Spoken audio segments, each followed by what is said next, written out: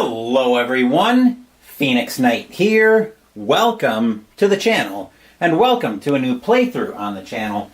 We're picking up with our playthrough of This War of Mine, the board game by Awaken Games. This one's a different war game in the sense of we're focusing more on the characters, more on civilians in a war-torn world. So we're going to jump right into the action here. I expect this to be a fairly short stream, so let's jump right in. First thing we need to do in the morning is we need to draw an event card. So I'm reaching across here for our event card. Here we will find an airdrop. If a character went scavenging during the previous night, actually first we add 3 cold tokens to the cold space, burr. And I think we did go scavenging the previous night. We've actually got a pretty well-stocked storage here. So we get to add the following tokens to the storage. 2 canned food, 3 cigarettes, and a meds. That is wonderful. Let's see, so that's actually perfect timing because we are in very rough shape. I've got to find our canned food in here. Here we go. So 2 canned food. We were going to be losing somebody we were going to be losing somebody without this airdrop. So 2 canned food, 3 cigarettes,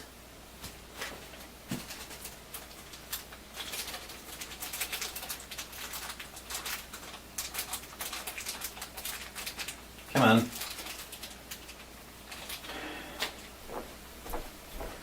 So we do get some supplies, 3 cigarettes, and a meds. So the meds should be back here. Here they are.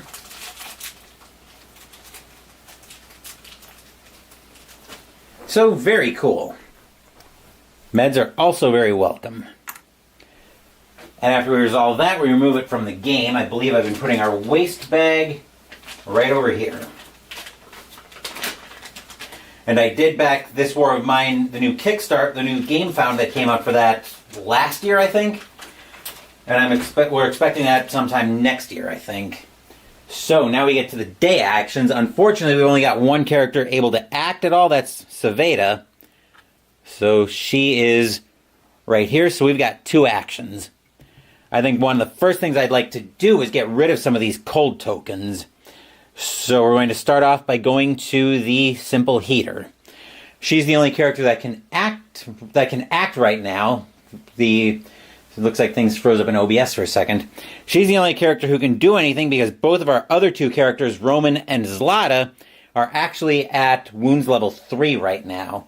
So she's the only one who can do actions, and we'll tip the camera down so you can see. But Saveda has got 2 status effects that prevent her from taking action. So she's got a hunger and an illness. So we'll tip back up to the board, and we're sending Saveda over to the simple heater.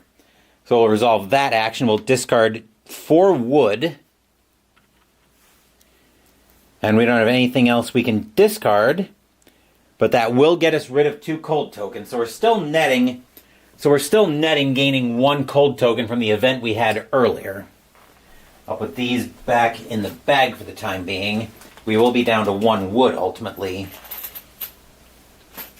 And I've got a pencil ready for that. Here we go. We're down to 1 wood. Then for her second action, what is she going to do? I'm going to move her over to... do we have anything to construct? Anything here? I'm looking at the metal workshop. I don't think there's anything we really need right now, unless we might want a lockpick. Which actually, yeah, we could use a lockpick to maybe go through some of these rooms. So we will use we'll go over to the metal workshop. So we'll discard a component and what do we need? A mechanical part. That'll get us another lockpick. Well, that'll get us a lockpick, actually. Let's see, do we have a lockpick available? We should. Now it's a matter of finding it. So bear with me for a second while I dig through all of these tokens for a lockpick.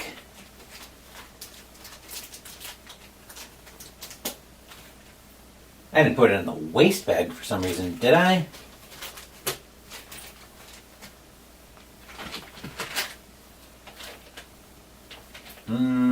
Doesn't look like it, but I'll look in here anyway. Looks like that's all the food tokens we've lost.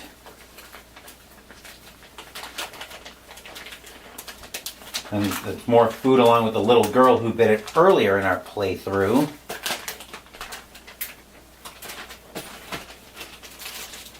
Ah, found a lockpick.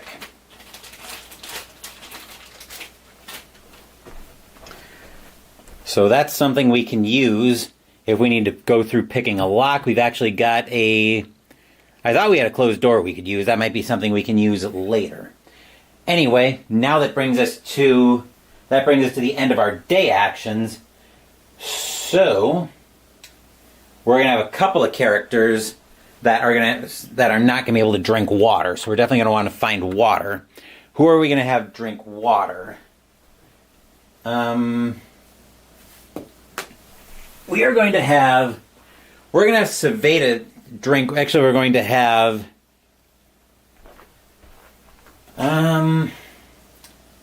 let's see. So that's a dusk roll. Nobody's in danger of... Actually, Zlata's in danger of biting it due to misery. So I'm going to have Zlata drink water. And I need the black die otherwise. Where are my dice? Oh, here they are. So for any character who didn't drink, we're going to... Oh, actually, yeah. We're going to have... Actually, this could be bad. Because now we have to raise... So we have to... Okay, so we have to roll for any character that didn't drink. On a 1 to 5, they raise their hunger by 1. On a 6 to 10, they raise their misery by 1. So we'll roll for Roman first. Bring the dice tower a little bit more in shot. Alright, that's a 1, so we're raising his... What did we say? His hunger by 1, so he's up to hunger level 3. So it looks like the roll for that happens first. So we could still potentially lose Saveda before we're even able to... Actually, I'm going to check here, make sure that the... Okay, so water, yeah. So water happens first before we have a chance for hunger. So Saveda has got to hope she rolls a 6 to 10 to raise her misery. Otherwise, she's going to go to hunger level 4. That's an 8, so we dodge a bullet. She's going to go to misery level 3 instead. So she will at least survive that part. She'll go to misery level 3. And now we've got to have characters eat. So, fortunately, we can... Actually, we'll have to use both of our canned food on Roman and Saveda. They will reduce their hunger levels by 2 each. By 2 each. And then Zlata's will increase by 1. So Roman and Saveda will both go down to hunger level 1 because they ate canned food. So I need another hunger level 1 out for Saveda. So actually I didn't realize that with that airdrop that we were going to be losing losing at least 2. I knew we were going to lose at least Saveda. I guess I forgot Roman was that high as well. Actually, he shouldn't have been that high. He should have been at level 2, so he should be clear of his hunger. Now we've got to figure out what we want to do in the evening to one of 4 possible tasks. Can a character who's been wounded go out scavenging? Looks like it. We'll start getting set for noise, because I think we're probably going to send somebody out scavenging. I think we're going to send... I think we're going to send Saveda scavenging. Where do we want to send her? We're going to send her to the... Let's see, rubble. Let's see, basement entrance, rubble, and a jammed door. So we're going to send her to the ruined villa. She might need we're going to give her a shovel as well.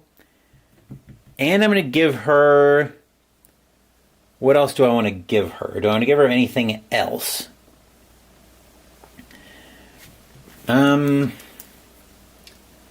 Looking here.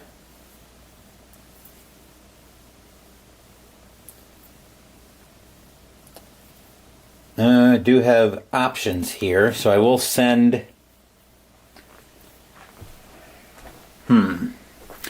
The plan is we're going to come back... The plan is we're going to hopefully come back well stocked on water.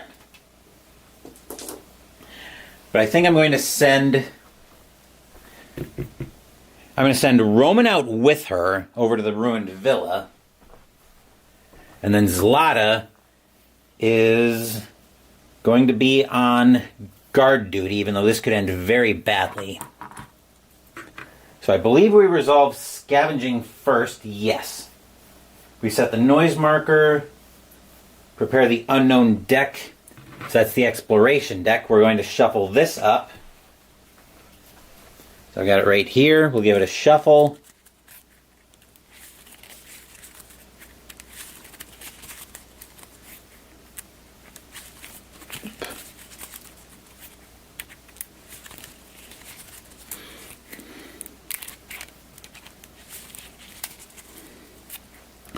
What we really need to do is find a way to make some bandages so we can try to wrap some of these wounds up on Roman and Zlata.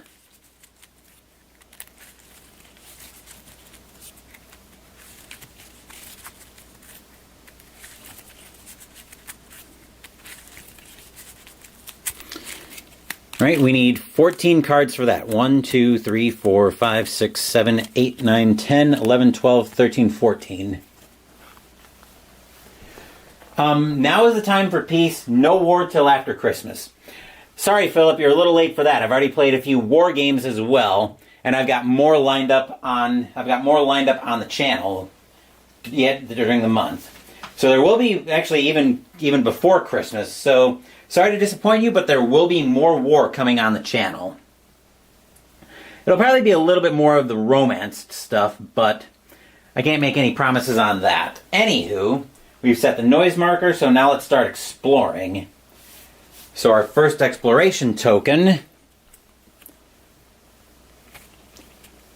we can either ignore this card or search the furniture, or raise the noise by 1 and roll for the noise to draw and resolve a card from the findings deck on the furniture chart. Let's raise the noise by 1 and roll for the noise. You're not a big fan of war games. This one's an interesting case, Philip. I wouldn't necessarily say it's a war game per se, but I wouldn't necessarily say it's a war game per se. It's definitely set in that world that's got a very big war feel to it. But it's not a real war game sense in the sense of it's not a real war game in the sense of you're going out fighting. This is a game that's more set from the perspective of the civilians in that war-torn world, kind of giving you a focus on what they're going through. And I've talked about this before, where you don't necessarily play this. We as a war gamer and Cardboard Commander, who's stopping by, playing lots of games today. Good stuff. Thanks for stopping by, Cardboard Commander. You'll agree with me on this one, I'm sure, Cardboard Commander, that as war gamers, I think we tend to romanticize a little bit the more traditional war game spots, or the more traditional war roles. Like we focus on the pilot in the plane, or the tank commander in the tank, or the sub skipper in your submarine games, or occasionally the skipper on your surface ship. Whatever. We focus on all of those games. More into sports games, I wouldn't mind playing a game of Pandemic. Yeah, I could see that. A lot of that depends on Pandemic, but we'll come back to that for a coat of paint. Let me finish this thought. Where was I? Oh, yes. We romanticize the skipper, the pilot, whatever. But we really don't pay a lot of attention to the civilians trapped in the war-torn world and what they have to go through to survive. So this game actually does a great job of putting you in that perspective, letting you see what that's actually like. So let's give this a roll. If it's equal to or less than the current noise, an encounter is triggered. So a 10 means we don't have any noise coming in, which means we get to draw a card from we get to resolve a card from the findings chart, and we're looking at the furniture chart. So let me give this a quick shuffle.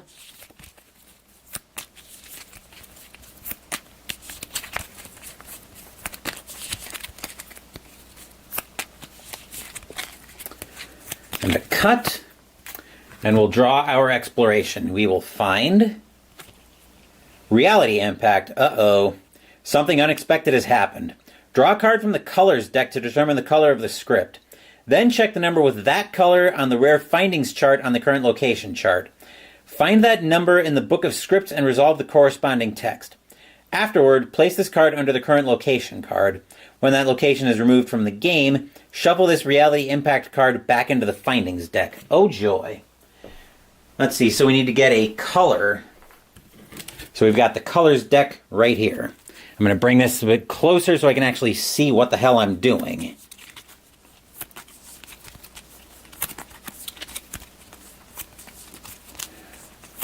Your men's 2025 NCAA basketball tournament is calling. We'll have fun with presumably watching that, Philip, and hopefully you'll stop by for some more of the games on the channel. I'm definitely going to be doing more sports games this month. We have hardly seen the last of those. So hopefully you'll join us for some of those. Color we need here, or the color we're looking at here, is red. Oh dear. Okay, we'll give that another shuffle, but red on our location, on rare findings, I believe that was... Yes. That is sending us to script 623. So we've got the book of scripts right here. I'm going to find entry 623. Here we go. We found a letter. I don't know who you are, or why you're writing to me like we know each other. I would never dishonor my family, nationality, and faith by dealing with someone like you. I don't want to get any other letters from you. Soon our army will deal with you filthy dogs. Erika, or probably Erica, delightful. Draw and resolve a card from the findings deck on the furniture chart. Okay, there's supposed to be a furniture chart here somewhere. Probably on the card. So let's draw a card from the findings chart. Okay. You see the corresponding chart to check what we found. We found herbal meds, jewelry, weapon part, and a filter.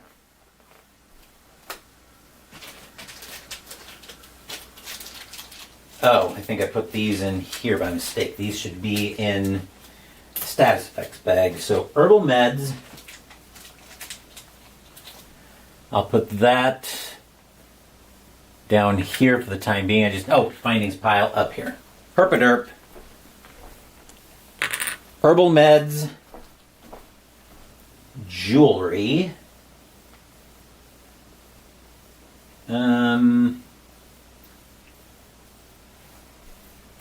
Actually, I think we need a weapon part as well, as I recall. Yep, we need a weapon part as well.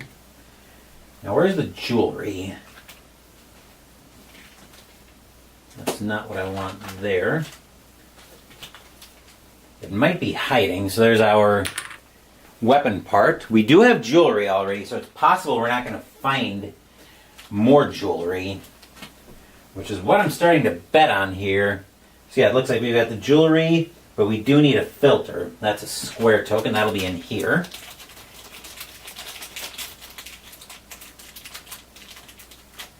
And here we are. Here's the filter.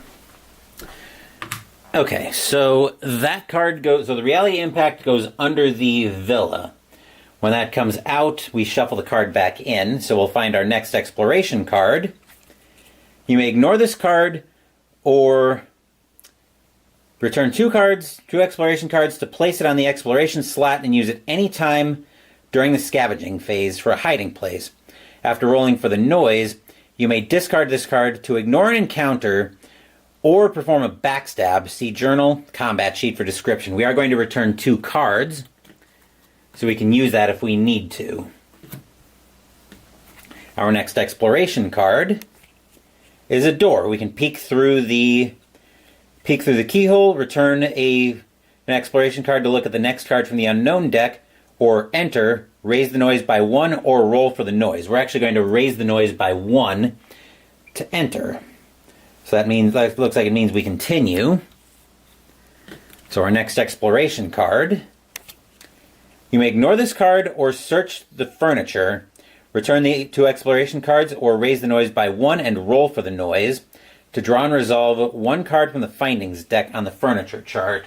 We are going to raise the noise again by 1 and roll for the noise.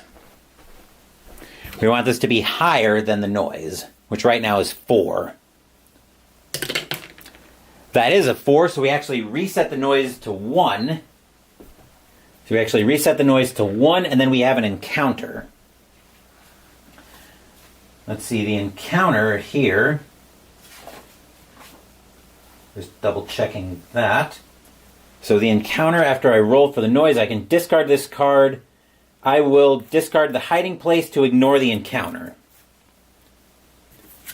But we do reset everything back to 1. After shuffle that back into the deck. Okay.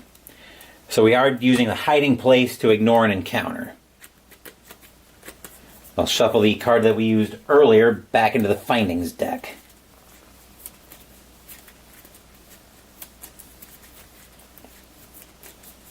I think I've also got a narrative action. Yep.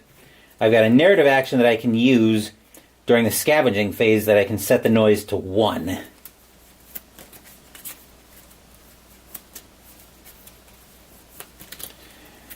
Okay. Our next exploration card. Map card. Check the current location for closed door. If there is no closed door, there is not. We'll discard this and draw a new card from the deck. Next card up. You may ignore this card or search the heap. Return 2 exploration cards and raise the noise by 1, or raise the noise by 1 and roll for the noise to draw and resolve a card from the findings deck in the heap chart. We're going to raise the noise by 1 and then roll for the noise once again. That's a 3, so we actually get to draw a card from the findings deck in the heap chart. So here we will find, in the heap chart, a book and 2 mechanical parts. Then we roll the black die and see the current location for the result. So let's roll a black die. Finding a 4, which is actually nothing. So we get a book and 2 more mechanical parts. So there's 2 more mechanical parts, and I'll get the book.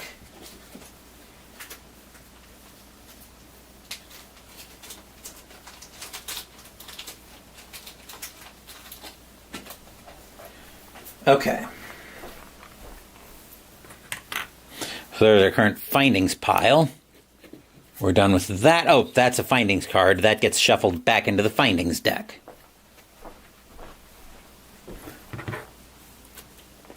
I really want to find some food is what I want, because we've got our characters.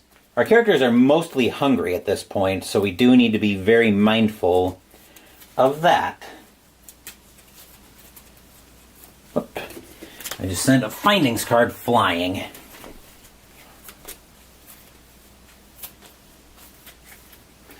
Jester literally had this game at one point, had this game. Yeah. So, yeah, I'm gonna swallow the next sarcastic retort I was coming up with on that. Anyway, next exploration card. Climb up. We can look for another way or climb. Reroll the gray combat die for each scavenging character. Characters may use their prowess to reroll the results to determine how many wounds they suffer. I cannot afford to risk that, so I'm going to return 3 exploration cards. 1, 2, 3. One of my characters has 3 wounds, so I don't want to take a chance on that. Our next card is a door. We can peek through the keyhole, returning an exploration card to look at the next card in the unknown deck, or raise the noise by 1 and roll for the noise. I think we're going to have to risk it here. We're going to raise the noise by 1 and then roll for the noise. We want this to be... Half my collection is from you. Not that much, but maybe a good bit. Half my collection is not from you, Jester. You've definitely contributed a fair amount to it between trades we worked out or just games that you've kind of influenced me to buy. But let's see what we're rolling for the noise. Bumsy Sock asking if I played this previously. How's the learning curve? This is actually the third or fourth game I've had of this on the channel. It's actually an interesting narrative game where you've got a save sheet as well that you can use to track your state from previous sessions of it. The learning curve on this one isn't too bad in my opinion. I'll talk a little bit more about my general thoughts when this playthrough is over, but let's see what we get on the noise roll. That's an 8, so we don't have to worry about the noise. And our last card in the exploration deck. You may ignore this card or search the heap. We don't have 2 exploration cards to return, so we are going to increase the noise by 1 and roll for the noise. Hopefully we can dodge a bullet on that. We want this to be higher than a 4. Which that's a 5, so that's just barely high enough. As like the narrative. Yeah, it's a very good narrative game. So we'll draw a card from the heap, or resolve from the findings deck for heap. Alright, the heap is a broken pistol and some ammo, along with a D10 for a special findings chart. Let's see, let's get the broken pistol and the ammo out. Actually, I should have a broken pistol. Here we go. Easy to learn, hard to play out as it can become challenging very quickly, and everything can go to hell. Yeah, I'm finding that myself, as things have kind of gone to hell for me here. Honestly, I'm kind of surprised you got rid of this game, Jester. It seems like something that you probably would have liked, although I know you've talked about before about how you play games to have fun, and this one isn't necessarily fun, which I would agree with, and I've talked about this before on multiple occasions, but this is not a game that strikes me as something you play necessarily. I don't want to say it's not something you play for fun. I think this one's more the experience than anything. So we are rolling the D10 for the special findings chart. That's an 8, which I think is something this time. 8 is raw food, which is actually very welcome right now, because we are currently minus food. So there's our raw food, which is almost certainly coming back with us. Okay, now we choose findings. At this moment, we can add as many resources as I wish. I'm going to add 4 water. And now we've got to figure out what we're actually taking back. It just wasn't a fun experience. It was an experience, but not worth the effort. Other people love it. I'm actually one of those other people, as you can probably guess, who loves it, since I've had it on the channel a few more times since acquiring it. So now we can bring back a total of weight of token and resources, including the equipment and weapons brought with us, equal to the total inventory. So, yikes. Okay, so that's based on the weight. So we've got 2 that we can bring back with us. We definitely have to bring the raw food back. I will give that to Roman. I gave Savada the shovel, so she's going to bring that back with her. And then each of them is going to bring back as much water as they can hold, which I think will be... Actually, we can bring the meds and the book with us. We'll bring a water back with Savada. So the rest of these will go back into the bag. We'll go back into their respective bags. Once I figure out where they need to end up. Okay, that goes in here. Now that I've figured that out, we'll put all of these back. Oh, there was jewelry to be found.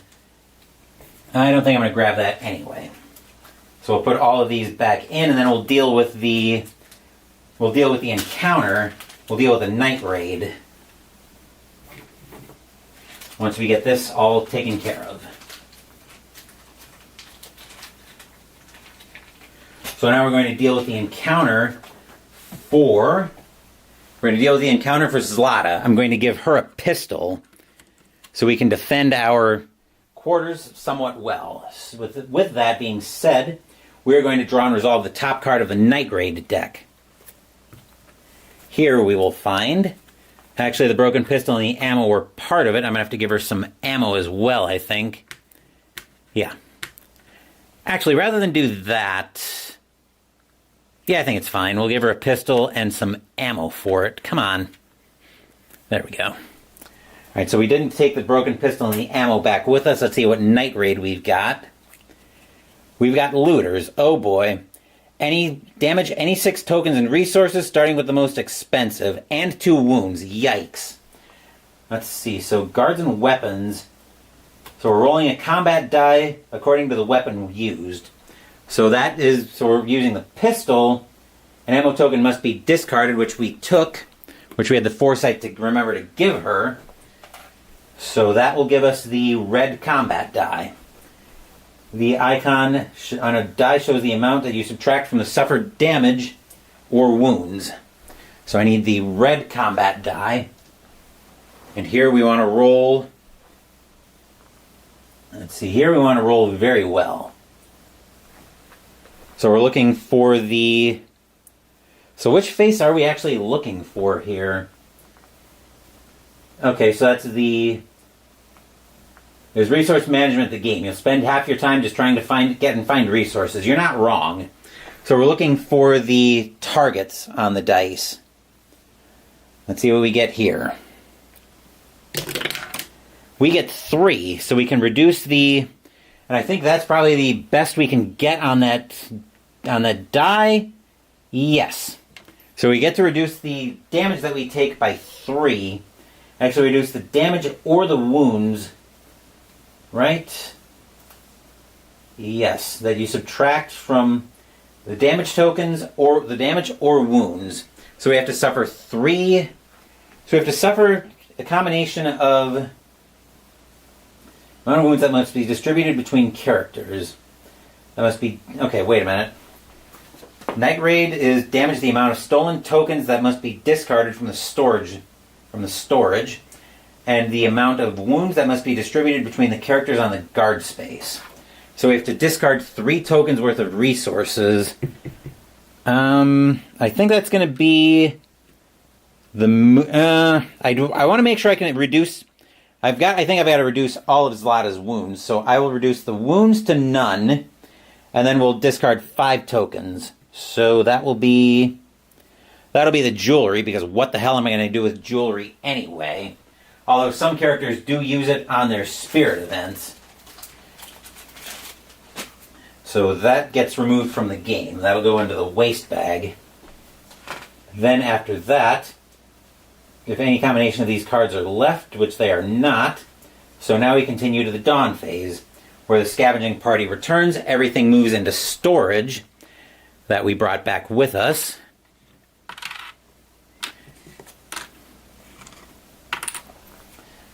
And then we assign meds and bandages. We do have ill characters, so I'm going to assign meds to Roman and Saveda. So we'll assign meds there. Then we'll draw and resolve a fate card. Wait a second, let me just double check here with the scavenging. When do the locations get swept? The locations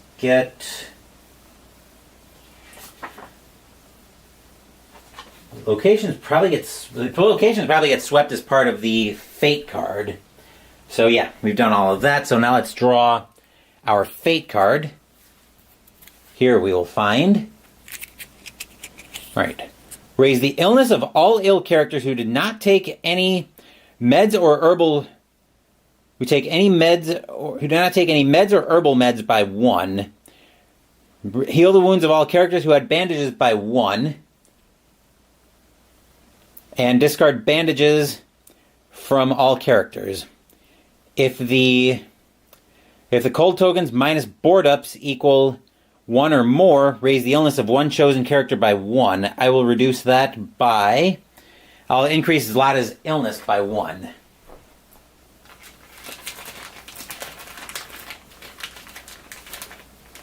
If I can ever find another illness token in here. Well, we've got to hoard goodies a little bit here. Okay, exchange the nearest small location, which we're leaving there anyway as everybody comes back. So our new location coming out. Actually, we need to exchange the nearest small location. Well, that is a small location, so these will cycle in. That'll get shuffled in. These will move down. And our newest far location will be the abandoned cottage. We'll look at that at our next playthrough, assuming that's going to continue. Resolve weight tokens, which we didn't have. Then resolve Spirit C. So we'll start off with a... Actually, I don't think it really matters here. So I think the meds get discarded probably after they're assigned. So, okay, when fate tells you, okay, so yeah, it's part of that. So we'll discard the meds, they probably go away anyway. Then the Spirit C. So let's go with a Comforting Talk to lower.